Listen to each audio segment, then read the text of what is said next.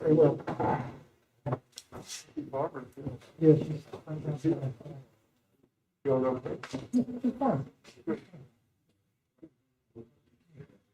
I'm not going to tell you, you'll make me much to explain. So. Yes.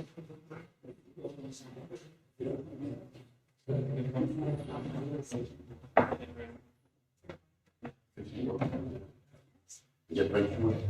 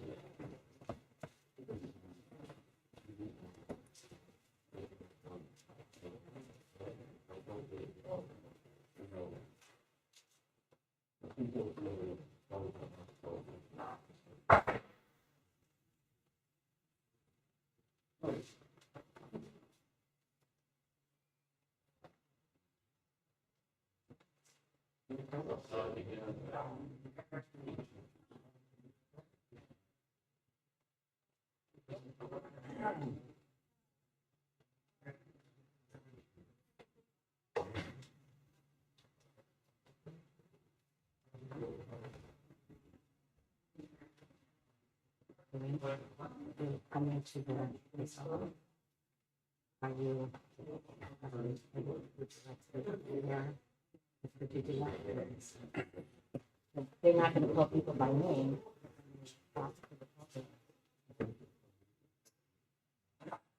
What? This one is gonna have someone's rights in it.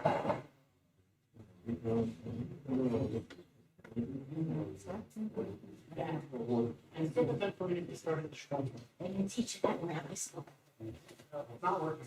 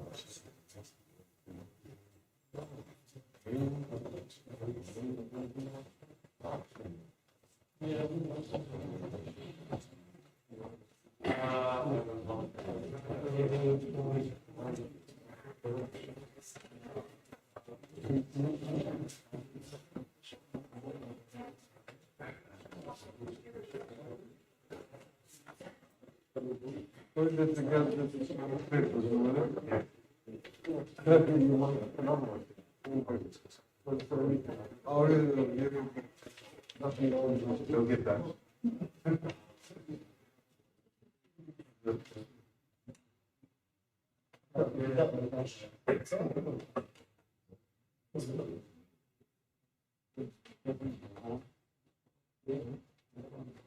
Before the service begins, we'll just recite the tale and we'll read through from the beginning.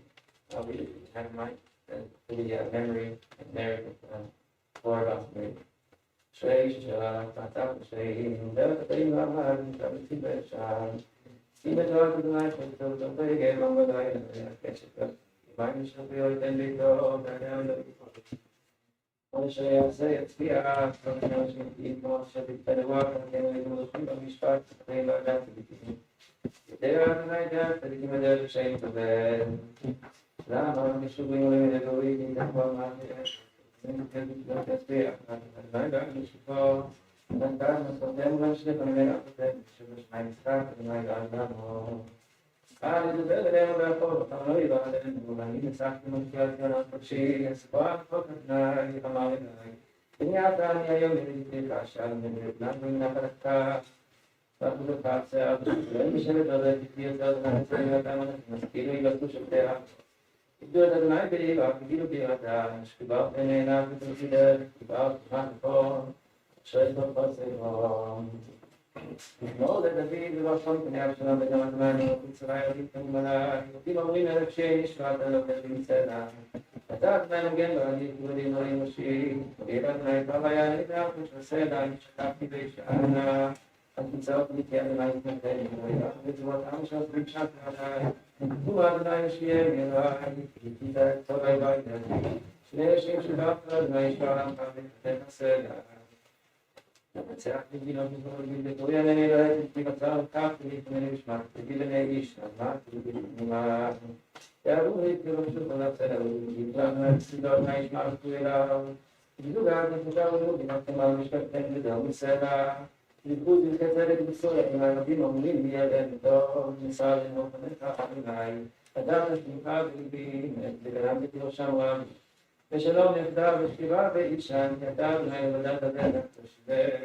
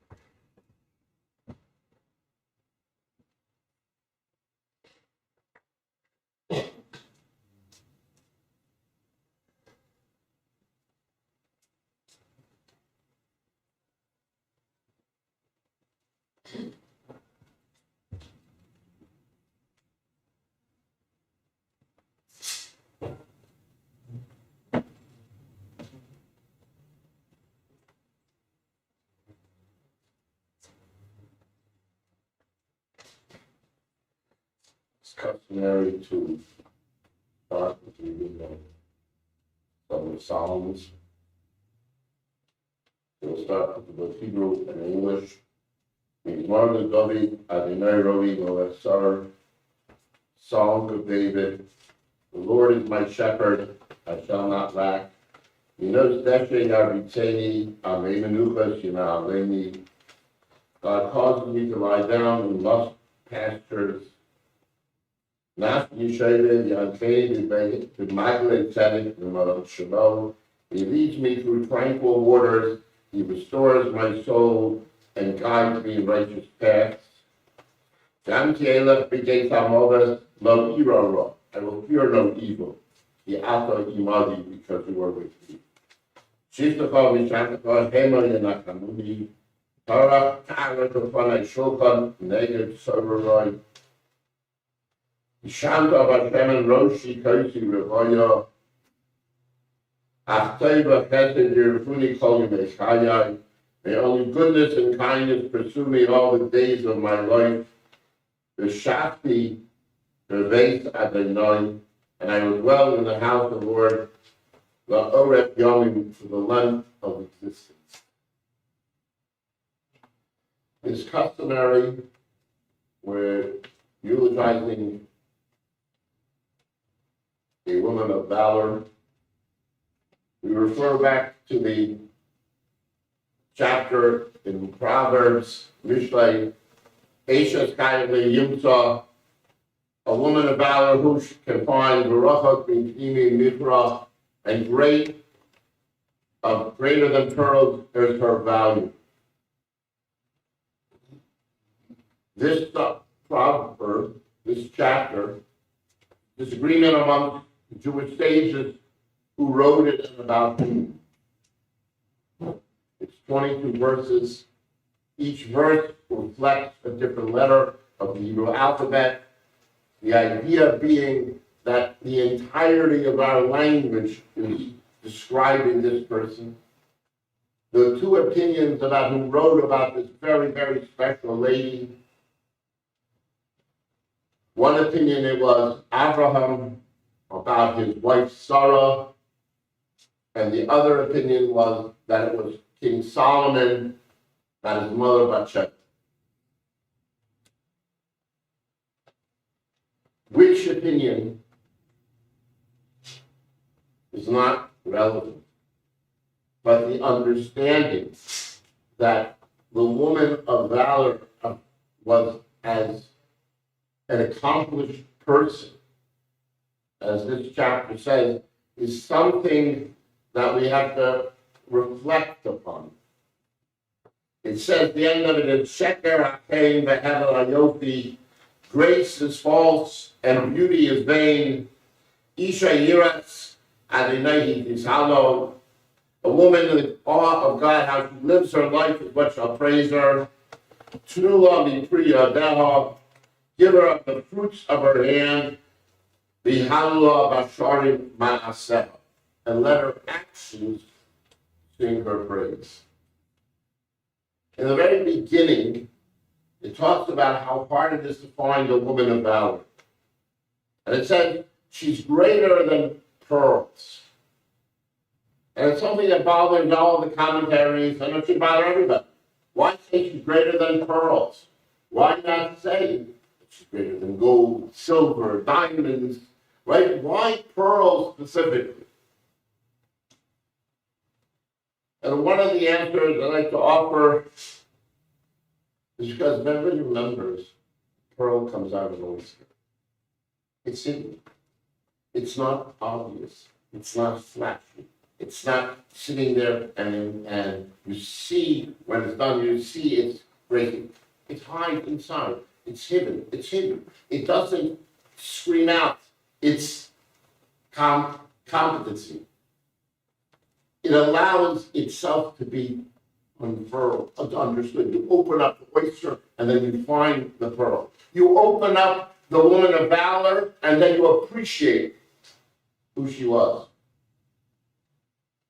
One of the most important lessons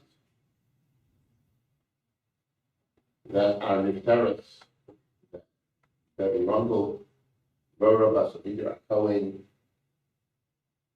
taught me at a very early time was that what you saw when you looked at Debbie did not in any way reflect who Debbie was. I don't think there's anybody nodding their head. Everybody understood that. Debbie was something totally different than who people met. She's the only one, I've been in the show, she's the only one who consistently always prepared for any class I gave. Seriously. She would prepare, she was prepared, and she taught herself biblical Hebrew because it bothered her that when she asked me a question, I would answer and say, this is what biblical Hebrew, and she didn't know if I was right or not.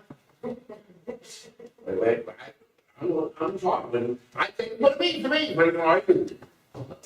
She taught herself, and she would read the portion at practice before coming to Shabbos class on Thursday. Now, a lot of time, give herself time, so that she could be able to clarify with me. It wasn't that she was being quarrelsome. It wasn't that she was out to prove me wrong. She wanted to understand.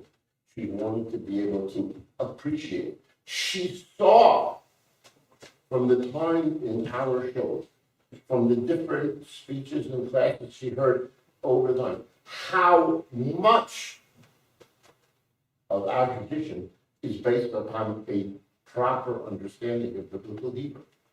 And that challenged her. She was raised in the Midwest with a traditional background, but it was still only a Hebrew school education. It limited how well her biblical Hebrew didn't stop her. Didn't stop. She still saw the opportunities to expand her horizons, her understanding. She took advantage of it. There isn't a teacher in our show, we're talking about 50, 60 over the years, who does not remember Debbie's question. I used to cajole the congregation and tell them, listen, when I make this sermon, I expect you to come and argue with me, discuss it with me. Let's try to probe the depths. The only one who listens to it.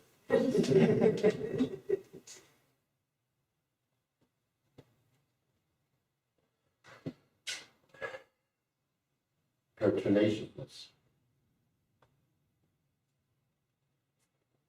We knew that her father's yard site, her mother's yard site was going to happen in the next month. Because she wanted to celebrate it with true recognition. So she would bring cake to show. We'd make a little seal, and we'd say the Kaddish in memory of her father and mother. But we knew about it a month in advance. Because it was done with an understanding and appreciation of the importance. And it wasn't done in a forgotten way. It was at the top of the list. No different than the way she did with her children and grandchildren. We didn't forget about the yard sites, and we didn't forget about how special her children were. Because Debbie made sure that we knew about it. Debbie, I suffered with Debbie through all of Ben's involvement in the U.S. Army. Debbie was very proud of her son, but was quite scared. I suffered with her as each one of Mariah's children and Jen's child came out, how worried she was about them. But I felled with her. Felled was the Yiddish word, which doesn't really have a great English translation. But fell is that not only do I feel pride, but I reflect that pride that I feel. That's the word fell means, the Yiddish word. And I fell with her about her special credentials. And she was tenacious about it. We discussed it often. It was what was important to her. It was what drove her.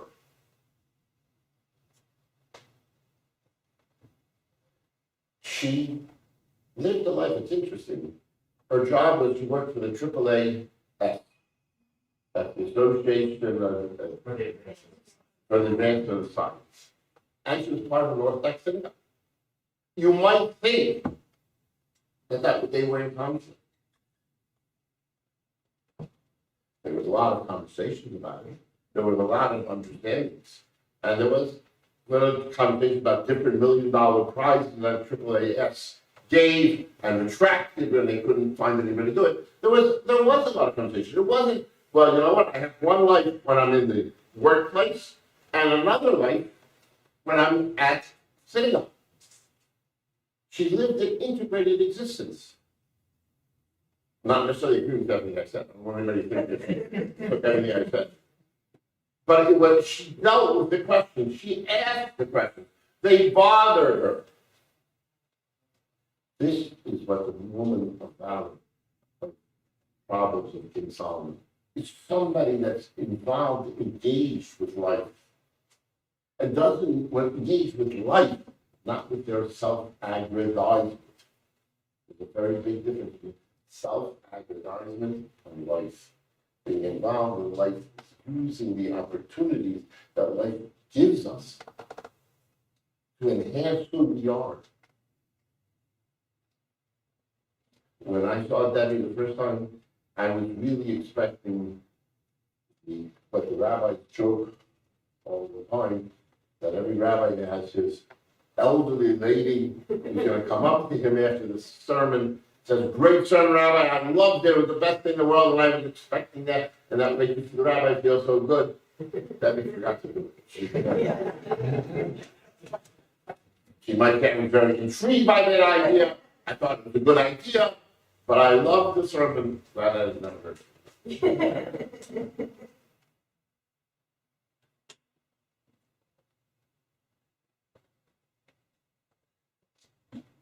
Her life was about bringing all the different components together, even in her workplace, even where what she was specifically responsible for AAAS was trying to bring together two so seemingly not foreign ideas, but they were. She was given the major job to figure out a very serious problem. And it's gotten worse in the last 3 years. That, if you're a judge in a court case, and now you need to know something about a medical disease, you should call the experts, right? Scientists, academic, a doctor, somebody who's an expert in the field. And then the judge will know how to deal with the problem. Sounds great in theory. What happens in practice is very, very complicated.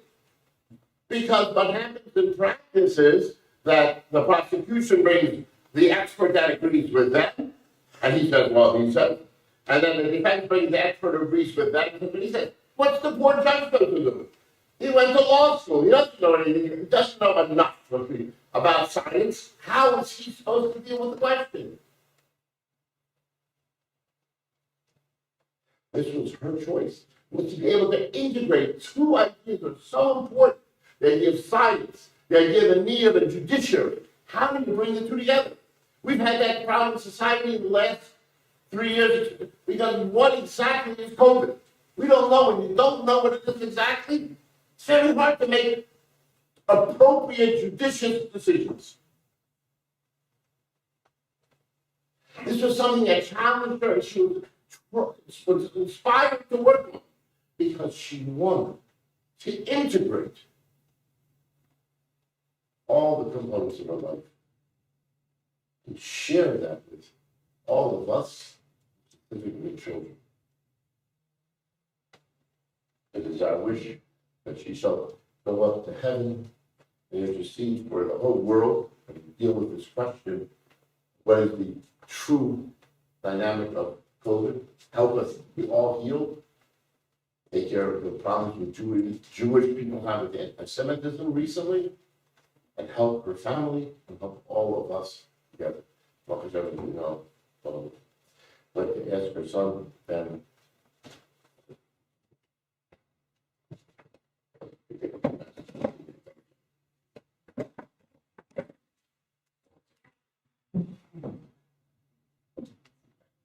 Do this without crash. Okay. Thank you, Ben. Appreciate that very much. And first, also on behalf of Steve, Mariah, Jen, and the grandkids, we'd like to thank everybody for being here today, whether here in Maryland or participating virtually, and for all the prayers and support that everyone has offered us over the past 3 weeks. It's not only been a great comfort to us, but it's a vivid reminder of how much affection can be generated by such a small woman. For those of you who know our family well, and some of you were there for it, my mother famously delivered a 1 hour, 9-minute speech at the rehearsal dinner for Mariah and mine's wedding. And I always warned her that someday I'd be asked to speak about her. And I have my revenge. But no, don't worry, today isn't that day. One would think it would be easy for a speechwriter to come up with something readily to say about his mother, but Debbie Runkle, aka Mom, aka Bubby, as the rabbi suggested, she actually defied easy characterization, defied expectations. For example, going through Mom's papers, Steve found a 100-line poem handwritten on parchment paper Mom wrote to a boy when she was a teenager. Mariah and Jen's minds are still blown that Mom drove a European sports car before she had kids. And I remember back in the time, back in March 1996, when I was on the Army wrestling team, and I had to leave her alone with my teammates from the wrestling team when she came to visit me during the All Armed Forces Championship at Quantico. I was, I guess you could say, a little nerdy in compared by the standards of the team, which was comprised of Iowa and Oklahoma state champions, former and future Greco-Roman Olympians, and consequently I endured a lot of teasing. I dreaded leaving Mom alone with them in the barracks day room while I changed into something more suitable for lunch at the officers' club than a wrestling singlet. I was sure nothing good could come out of that interaction with them, leaving her alone. When I returned after perhaps the longest 15 minutes of my life, I found her on the couch in front of the television, seated between the two teams, two massive 270-pound muscular heavyweights, watching an NCAA basketball game, NCAA tournament game on the big screen. The heavyweights, in fact, the entire team, were listening in rapt attention as Mom explained why Syracuse's 2-3 matchup zone made them a tough out in the tournament, in the NCAA tournament, because teams weren't used to playing that during the regular season.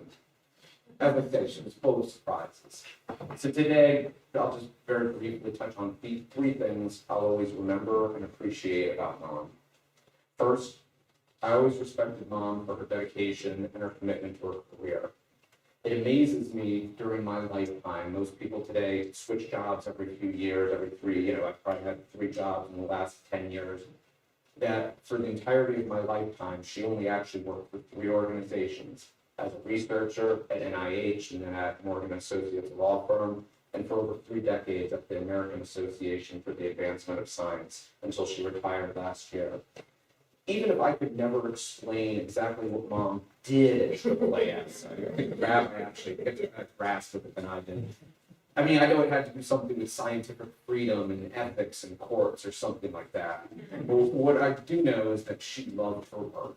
She loved the intellectual challenge and policy issues she dealt with. She loved the travel and the people she met. And above all, she loved her colleagues at AAAS.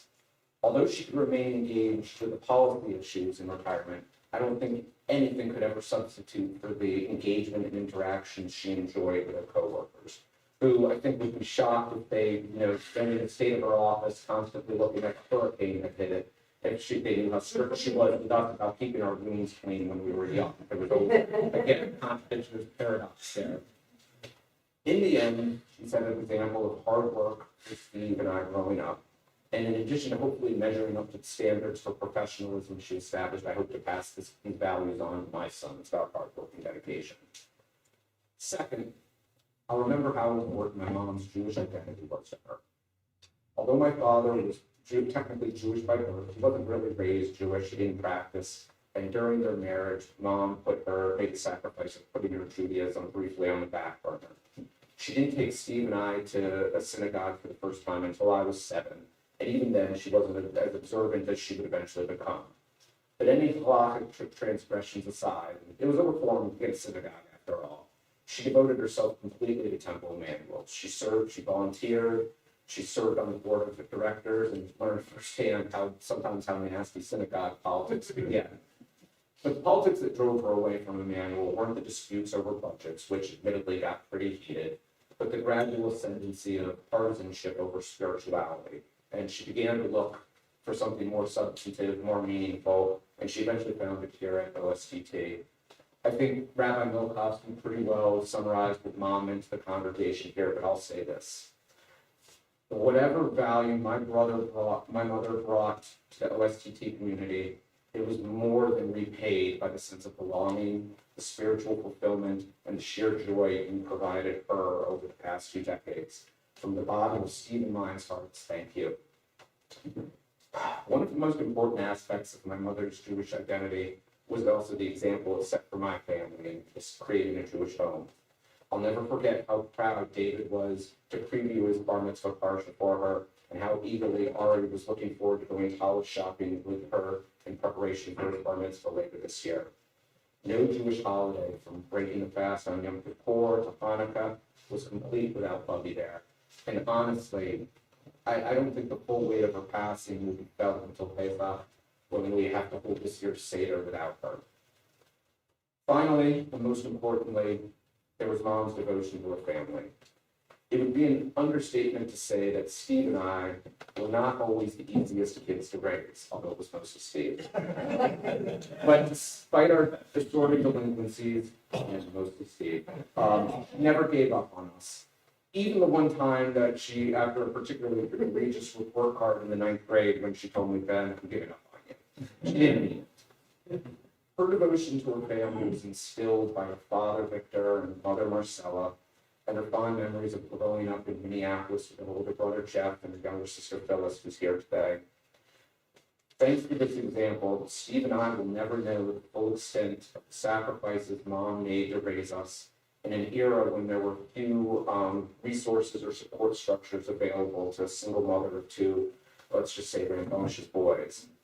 And the point is, that's exactly how Mom would have wanted it. She wouldn't want her sacrifices weren't for performative. They weren't, it was just what you did for your children. And consequently, I think she, when she would, as the rabbi would say, would tell about Steve's promotions, or if I had a book coming out, I think she would have said the sacrifices were worth it to her.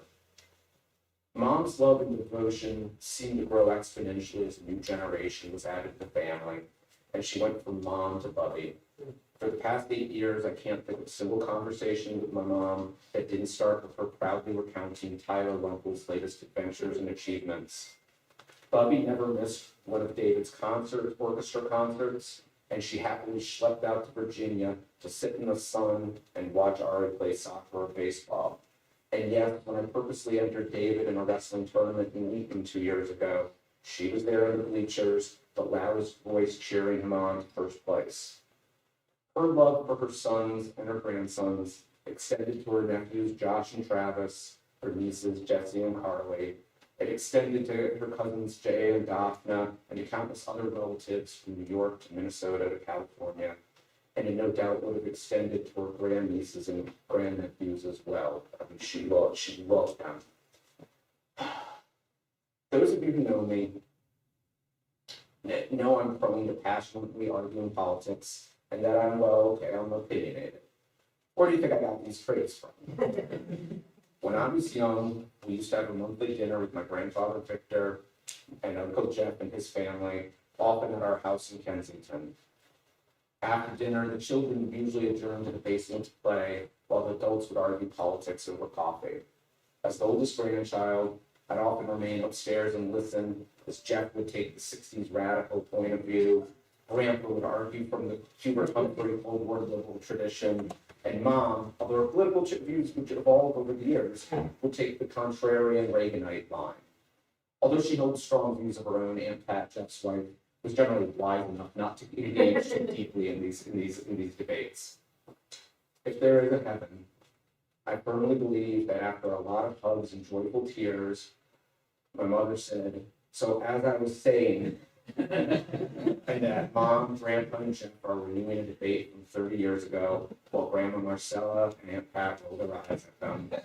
Because to my mother, being surrounded by her loved ones, whether by family, whether by adopted family, engaging in intellectual debate, and after all, what could be more Jewish than a gentle argument with family?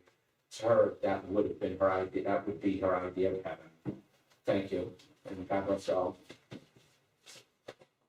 I get a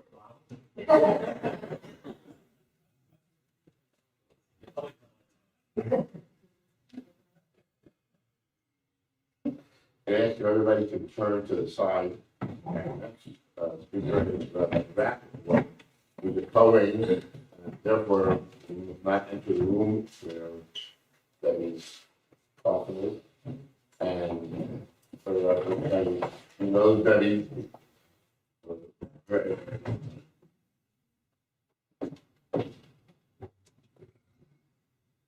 Thank you, Reverend McCuskey.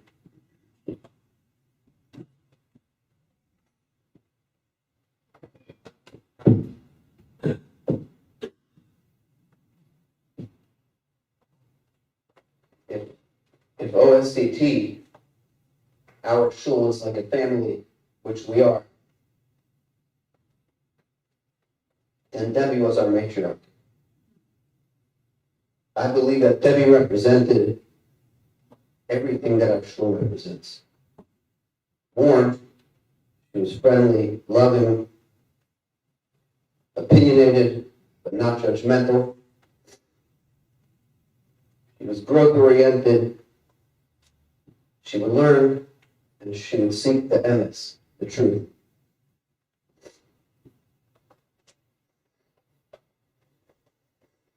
It's hard to believe that you were here just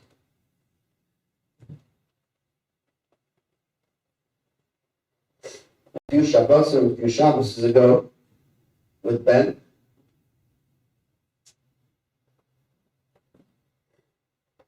You had mentioned that you were really not feeling well.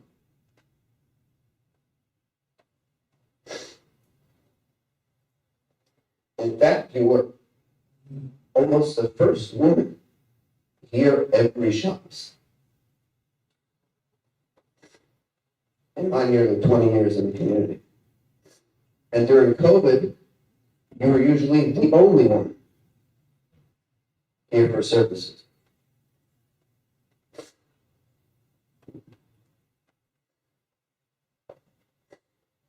As mentioned, you worked long and hard, and you were dedicated to your job, your career in the science world for many years, until your recent retirement. But I believe, personally, that that's just what you did. You loved what you did, but that's what you did. And that was your livelihood. But the real Debbie, not what you did, but who you were these two ideas. Idea one, which has an A and B, and again, as mentioned, there'll be a lot of overlap because we all knew you so well.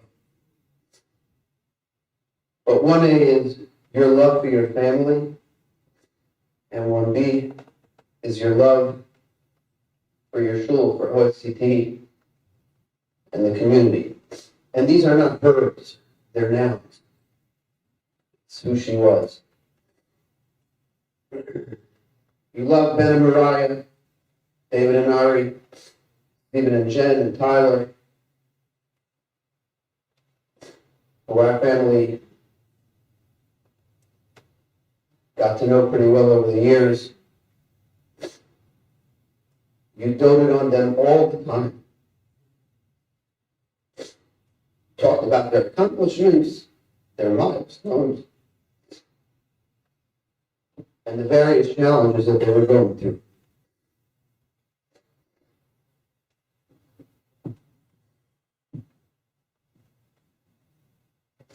You loved your OSCT family. We all know that if Debbie was in town, even if it was a work week, she was at every bris, every simchat bat, every bar bat mitzvah, every wedding, every sheva bracha, and at the sad times at funerals and shiva homes. You were our matriarch.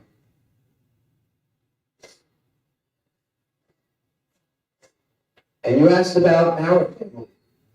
When my late father-in-law passed away about 9 years ago,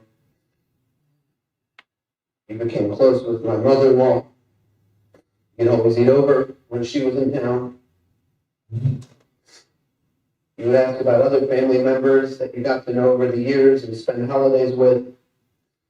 You would ask other members of the community, always inquiring, how's this one in school? How's this one in yeshiva? How's their job? How's their family? How their children? That was one A and B. But the second idea of who you were a seeker, a grower. You were educated, always looking to grow in all areas of life, but most importantly in your Torah study and your spirituality. I marveled how connected and plugged in you were always to OSCT, to your growth. As mentioned by Rabbi Mokovsky, H.S. Chayil, chapter 31 in Proverbs, the 22 verses are listed in the Hebrew alphabetical order. Your Hebrew name was Deborah. And the verse for Dalet, which your name begins with, is Darshat Semer B'Bishtim Vatas V'Chevetz Kapeh, which means, literally, she searches for wool and linen and does with her hands willingly. And the Malbim and other commentaries explain that these materials are used for clothing, which is a reference to our character traits that clothe our body. And she searched and she grew her character traits, not by force and not for fanfare, but willingly to grow. That's who Deborah was. She was a darsha. She was a seeker. As mentioned, she was at that Polish class every week, Shabbos morning, and she would tell me many times how she had reviewed during that week and earlier that morning the entire parsha. The entire parsha before. She talked about the classes that she took with her privates and other classes that she would go to, and then online during COVID. If she was around, she was at those lectures and classes, and she would tell you if they were to her liking or not as well. She seeked the truth, and anything but the truth bothered her. That's who she was, as an adjective. Her love for her children and grandchildren, her biological family, and her OSCT family. And to her deep desire to study and grow and search for the endless. So I'll just end with the last phrase of H.S. Chayil, of the Woman of Valor.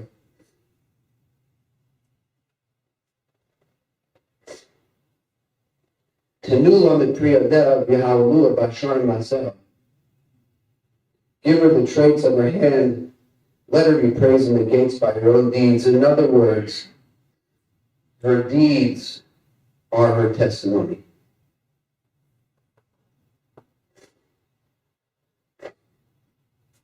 So Debbie,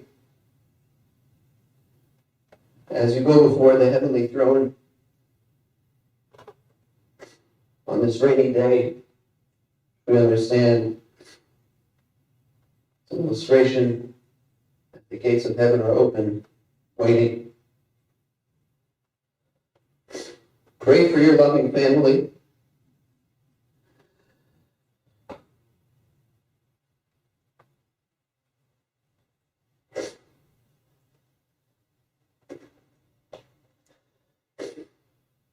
Pray for your shul, for our shul, also your family, to continue your legacy, to seek, to stay connected, to stay plugged in, and always.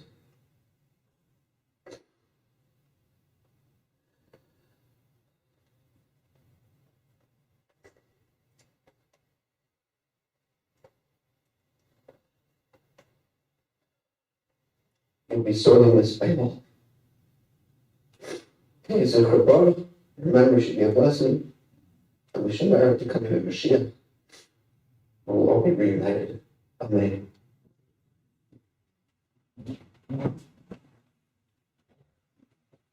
Another rally, also, ready for probably even longer. It's okay, because she used to come back here where he was married. Yes, but it feels.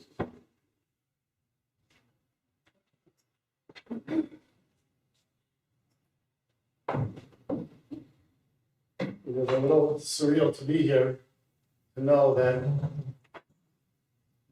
every Shabbos morning and Saturday morning to see Debbie coming in over here and then make her way back to the kitchen and just the friendliest, caring conversation, so kind. It's hard to imagine Shabbos morning now different, obviously, as we go on. You know, Debbie, the Torah this week's portion talks about Asher Yivenu Libo, the idea of, we translate the word leib as a heart, that a person donates for the building of the tabernacle, of the Mishkan, they use their heart. I think the word that describes her is the word leib, but we sometimes use the word leib to talk about only in emotions, the heart and emotional. The truth is that in our morning prayers, we ask from God, the same B'Leibenu, we ask Hashem, please God, put in our leib, bina, understanding, lahavin, lahaskil, to contemplate, to think about, lilmo, to learn, lilami. Our leib is much more than just a beating heart. When I think of Debbie, it's passion.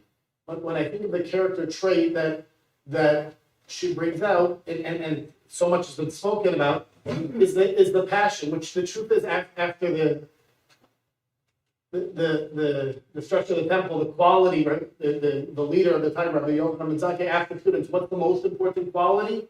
And he recognized the leib tov, being passionate for goodness. You know, there's a number of things that crossed my mind. Well, one incident, I'm looking around, I'm trying to remember who was in the room. We sat on the board here together, and there was somebody who had a lot of conviction, who stated his opinion, and she argued back. He then said it much more emphatically, to a point of, you better be quiet. She did it. She had her point, and I remember sitting there like, oh my goodness, like, what's going on? And it was 3 times. And he was very forceful, but that didn't. She believed in what she was saying. I actually don't remember what the topic was, but it showed me something really incredible. And again, people have heard to, right? Small or old, right?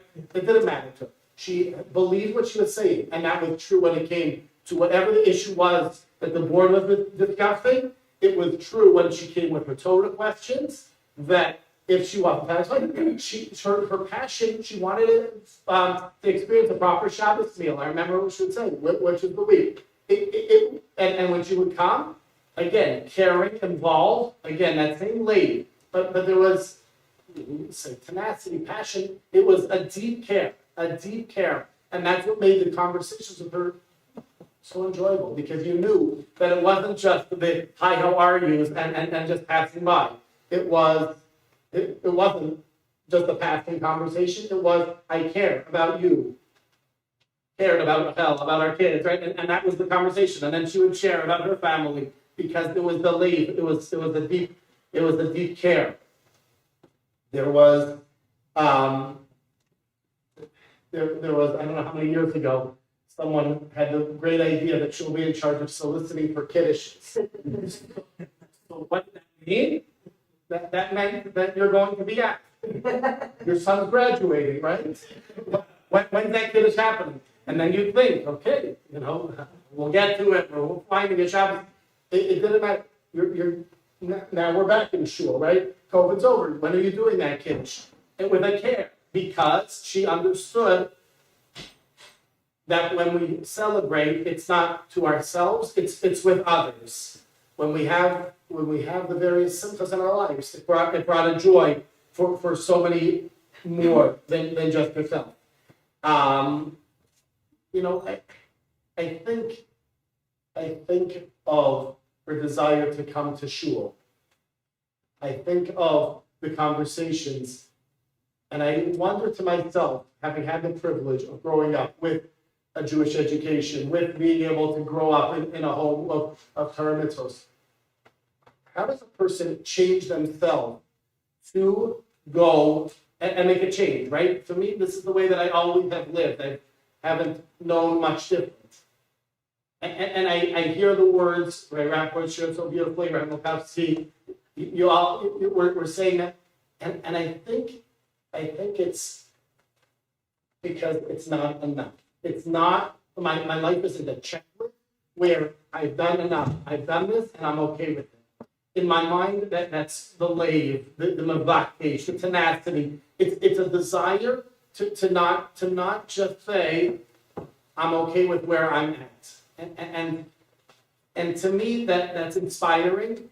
It's important to reflect.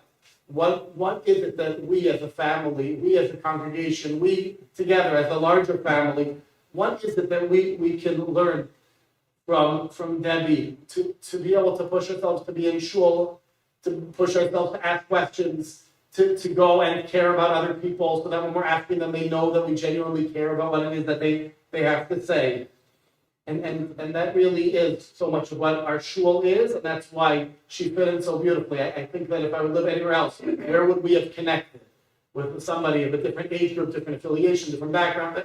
And the answer is because we're so blessed to be a part of a shul that we value, we're taught to value to every person for who they are, for what they need, and there's no question that our lives are far richer because Rachel and I have had in our lives Debbie Runkle, and we just now the Vila Amavis Lanetzach. Hashem should just give us all the strength to learn the lessons from Debbie and to be our better selves.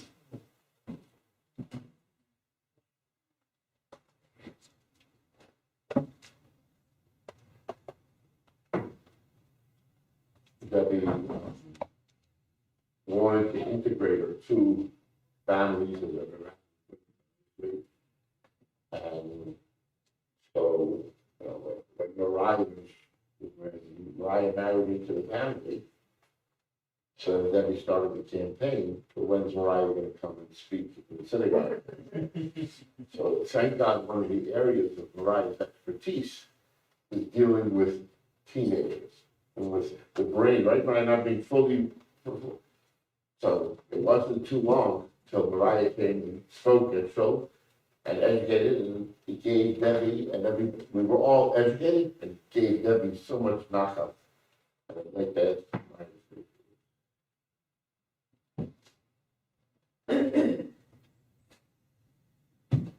Hi, everybody.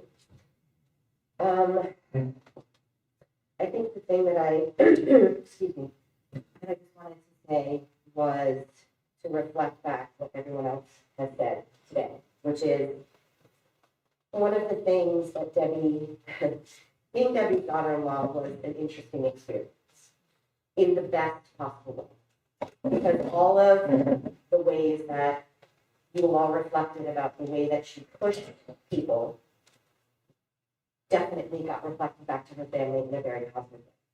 And I personally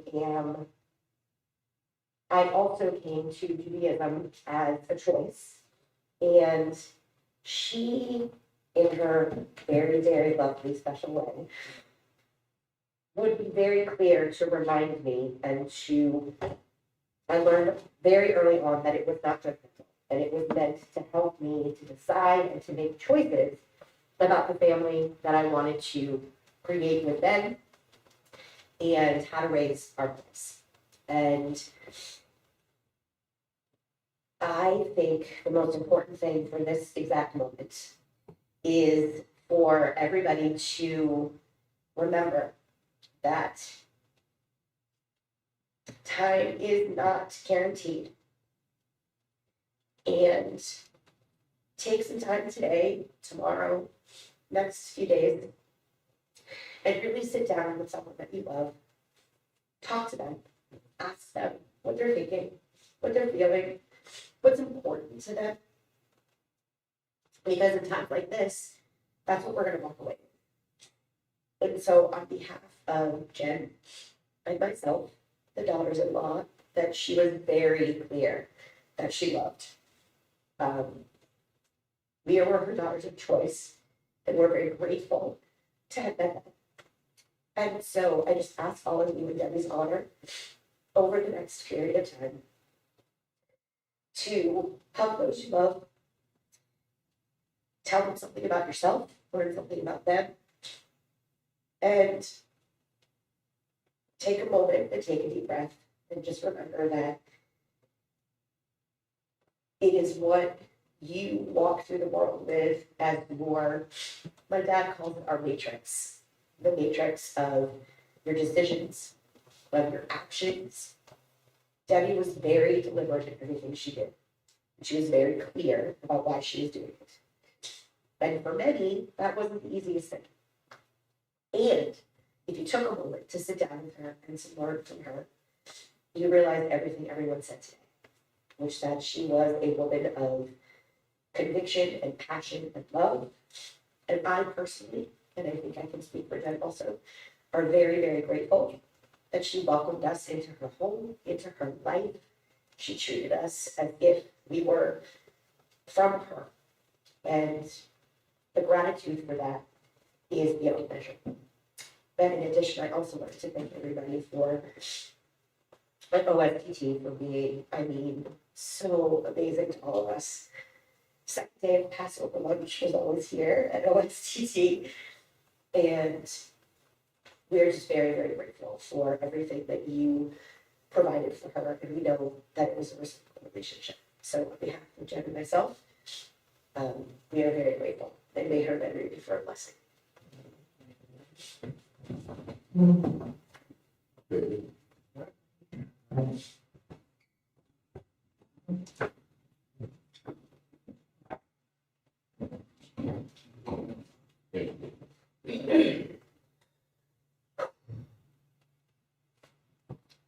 I've heard everyone speak today as how they knew my grandmother. I've heard from people who knew her as their mother, from people who knew her as a godmother, as the matriarch of the synagogue, people who were her friends and fellow congregant members. I'd like to speak to how I knew Bucky, and that was as the world's proudest and most loving grandmother. Bubby was honestly the best grandmother I could have asked for. I couldn't have asked for a better grandmother because I wouldn't even know how to put it into words how amazing she was.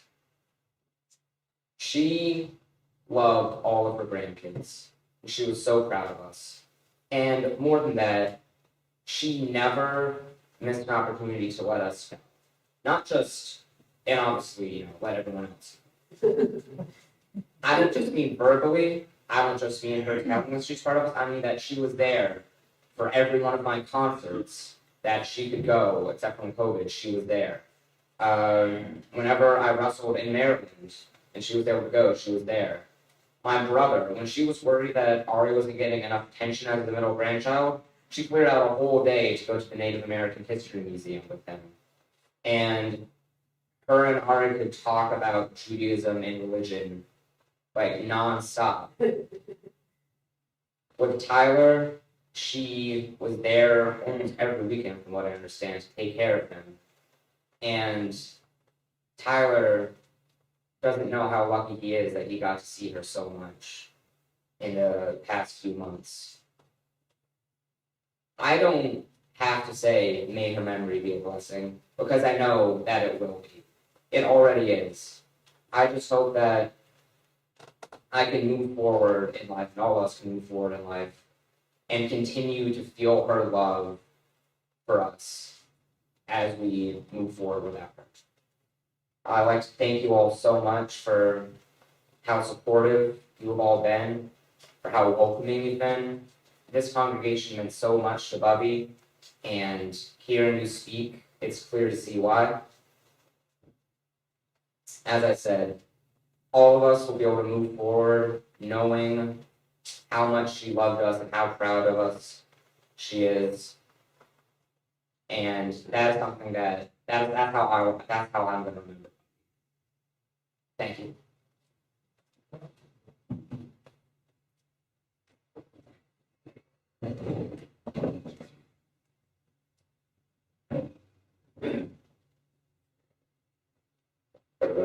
Hello, all rise, please.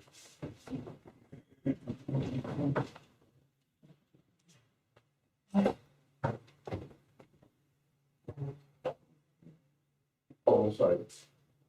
One second, Reverend. One second. Here we go. Try to do it. That's fine.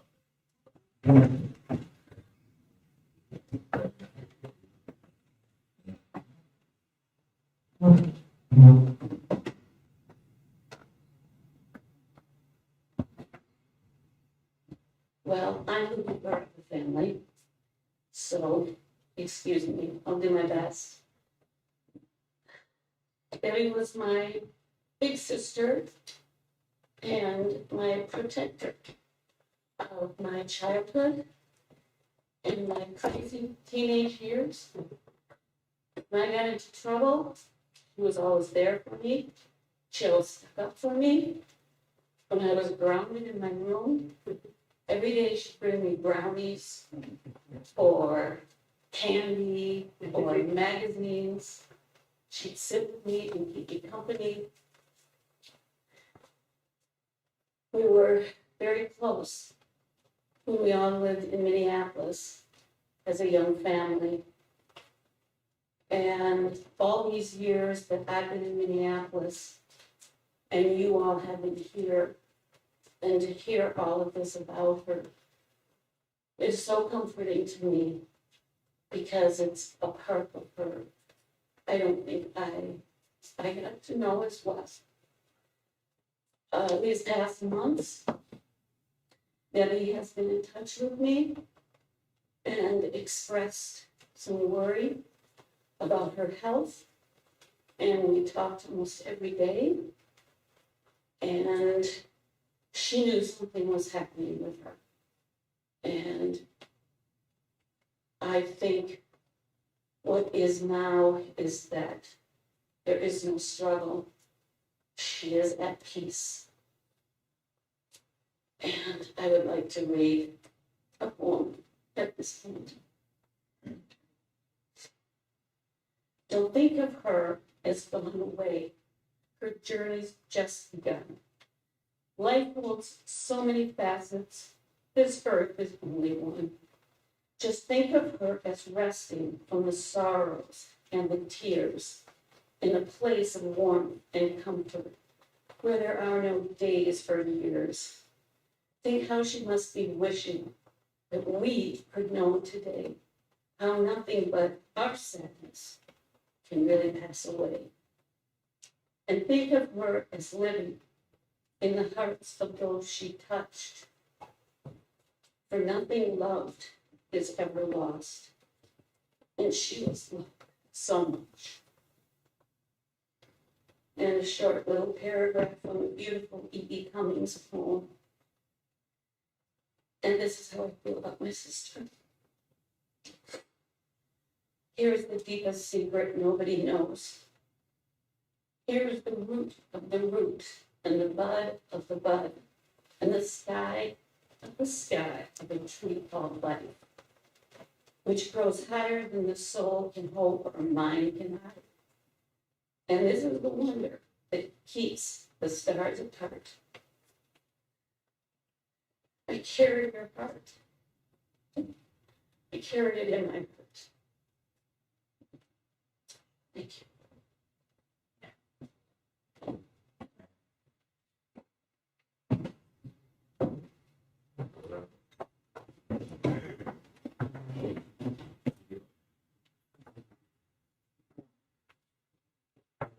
يوم الرحمين شيخي أمسي من الطريق أكن بأشقنا بما ضيف كده شمترين كزايا ركيا مزگیریم اس نشماس دور باز تابید رکوین شخال علما بارون شین مستقبل بر از پرس نشماسا بگنه دل خسا لخیر برقمیم یستی را بسیطر کنفا گویلمیم یترا بترا خیمس نشماسا ادوینا یونا خلاسا بسموع بشالله مشکبا بنایمار آمین.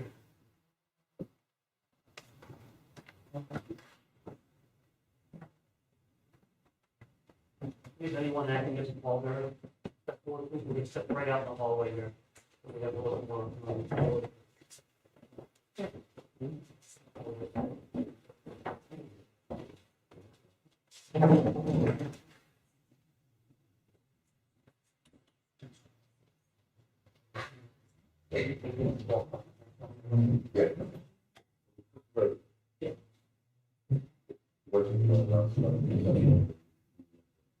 The directions are in the pamphlet.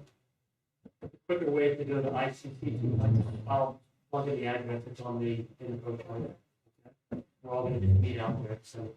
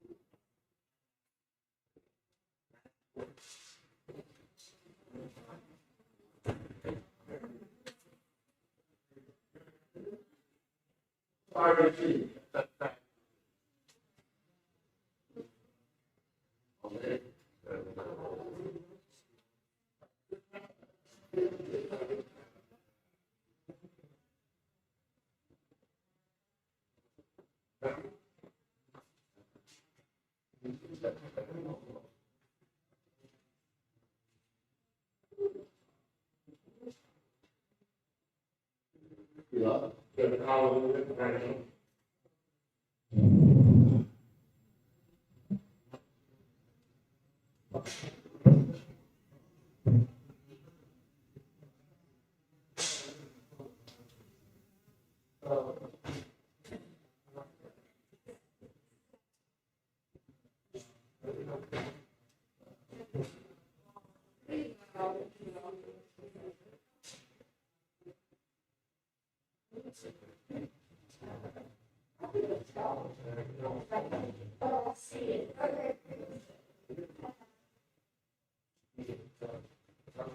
No,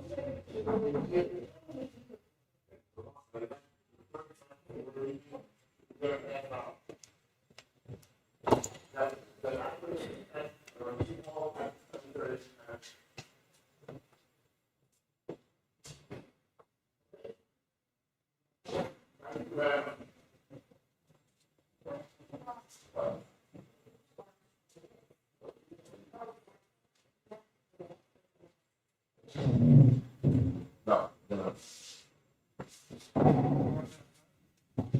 Oh, before you come in the house, but we're in the house. No? I don't know. Right now, I'm on my minutes.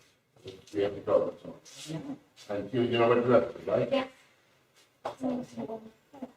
You watch before you come in the house, so we're in the house, so okay.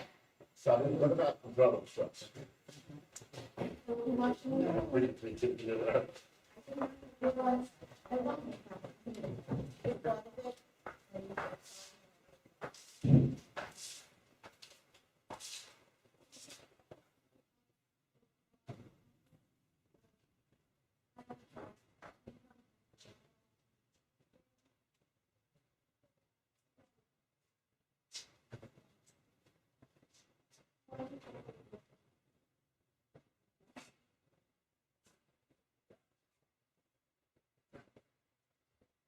Am I blocking your car? I don't know, where No, you, we're not taking it. which part? You stop blocking the. Back to Oh, Jonathan, lock the door. Hyatt's. Okay. Lock the door. Jonathan, if lock that door, get it. Jonathan, you'll lock the store when you come in.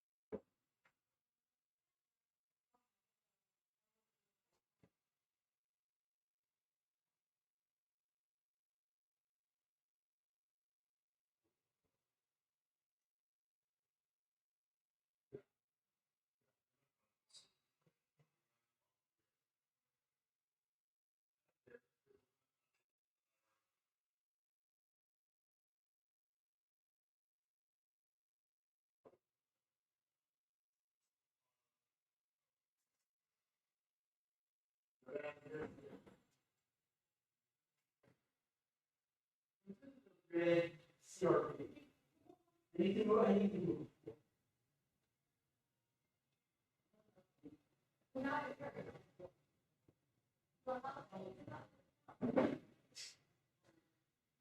Here's the little car with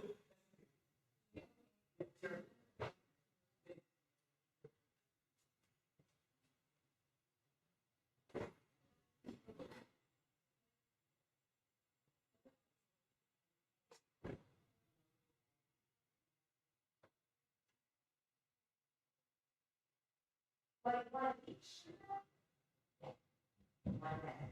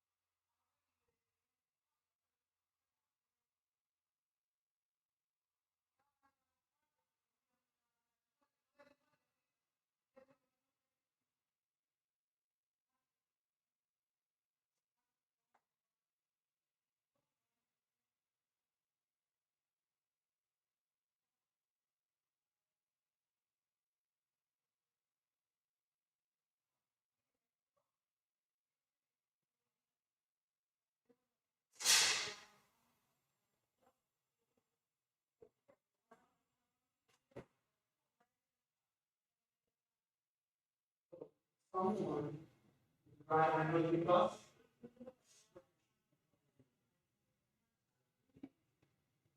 That's why I'm agree.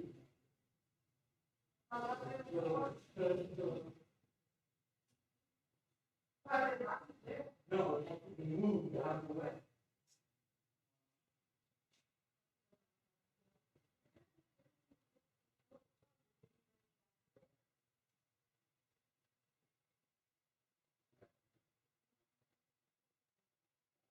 I think I will.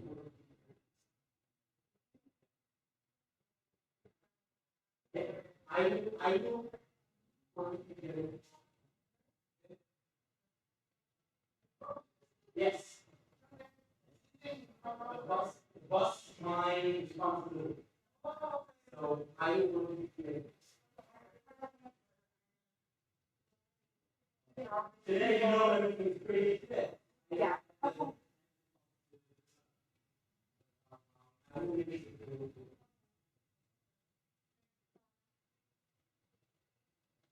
I move the car back so that the bus moves from that there over to it's very narrow. The bus really over there in the car. Even I move the car, move it further back away from the bus.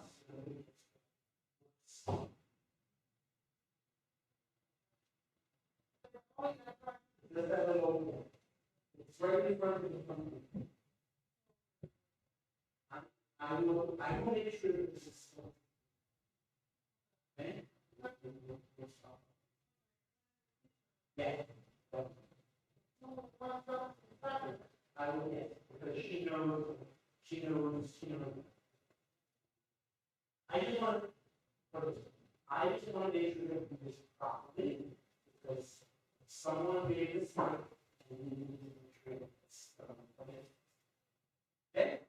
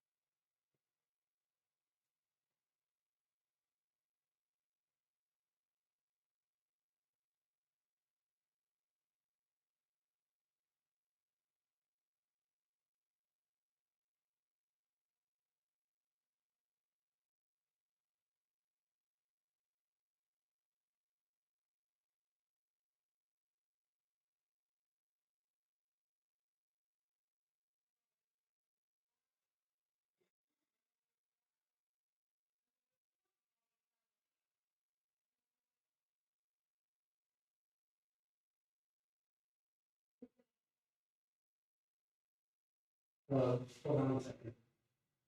You call.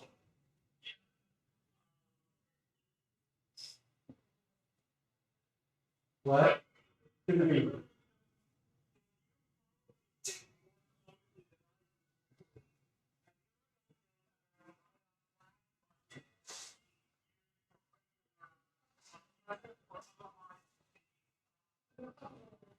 I heard nothing.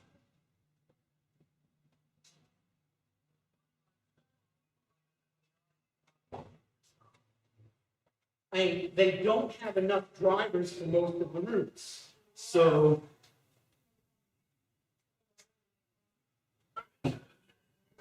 Yeah.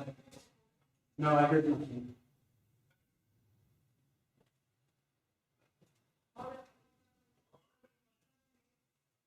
All right, bye.